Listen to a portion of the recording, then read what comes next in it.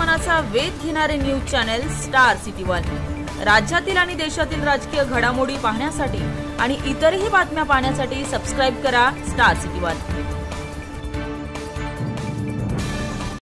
दुसरा दिवस आहे आणि वॉटर टँकर असोसिएशन जे मुंबईत जवळपास खूप मोठ्या मोठ्या हाऊसिंग सोसायटी असतील, बिल्डिंग्स असतील, चाळ सोसायटीज असतील किंवा मग रस्त्याची कामं असतील, इन्फ्रास्ट्रक्चरची कामं असतील, मॉल्स असतील, इथे जी पाण्याची तूट असते ती भरून काढण्यासाठी साधारणपणे हे वॉटर टँकर असोसिएशन मुंबईत पाणी पुरवठा करत असतं। एक आठवड्या आधीच या टँकर असोसिएशननी संप पुकारला होता आणि त्या हिशोबाने त्यांनी काल पहिला दिवस होता, आज दुसरा दिवस होता। काल देखील मी सोशल मीडियाच्या माध्यमातून मुंबई महानगरपालिकेच्या आयुक्तांना विनंती केली होती की हे सगळं पाण्याचा संप जेव्हा किंवा पाण्याच्या टँकरचा संप जेव्हा पुकारला जाईल, मुंबईवर ह्याचा काय परिणाम होईल ह्याच्यावर पत्रकार परिषद घेऊन मुंबईला अवगत करावं, मुंबईकरांना अवगत करावं की काय त्रास सहन करायला लागणार आहे। तसं पाहायला गेलं तर हा काही विषय नवीन नाहीये। गेल्या 3 वर्षांमध्ये या टँकर असोसिएशननी संप पुकारलेला आहे।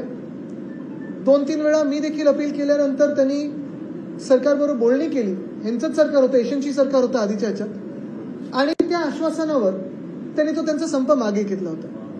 तसं पाहायला गेलं तर त्यांच्या मागण्या काही ठराविकच आहेत, जास्ती काही मागण्या नाही आहेत। आणि ह्या सगळ्या मागण्या जास्त मागण्या आहेत कारण जे काही सेंट्रल ग्राउंड वॉटर अथॉरिटीनी, जलशक्ती मंत्रालय जे आहे त्यांनी जे काही कायदे लावलेले आहेत ग्राउंड वॉटर खेचण्यासाठी किंवा जमिनीच्या खालचं पाणी खेचण्यासाठी, ते कायदे मुंबईत लागू होऊ शकतात।